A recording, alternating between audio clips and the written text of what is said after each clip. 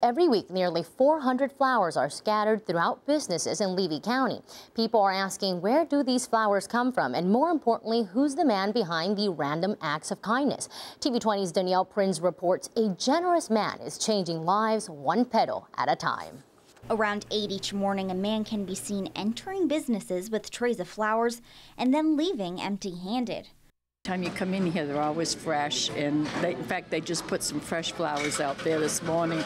They are beautiful. For 6 years, people in Levy County have enjoyed seeing these beautiful flowers, but some have questions. Compliments, questions. A lot of family members come in and ask about them.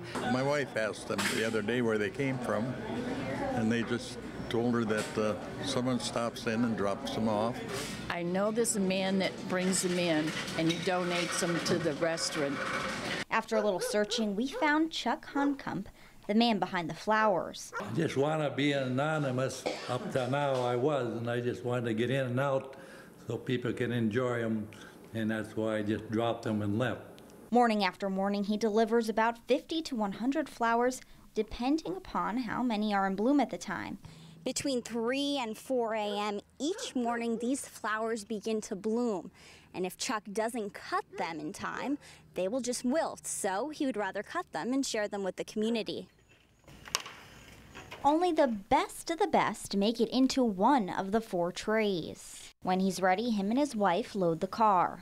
I look forward to this every day, to go out with him. There is some work, but you really don't mind the work that there is involved because it's something you love to do. To Chuck, he says it's simply a hobby.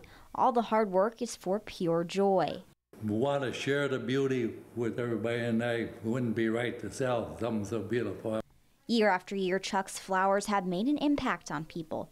They may not know his name, but they remember how his flowers make them feel. She said I saved her life, and I asked why that, and she said I was going home to commit suicide.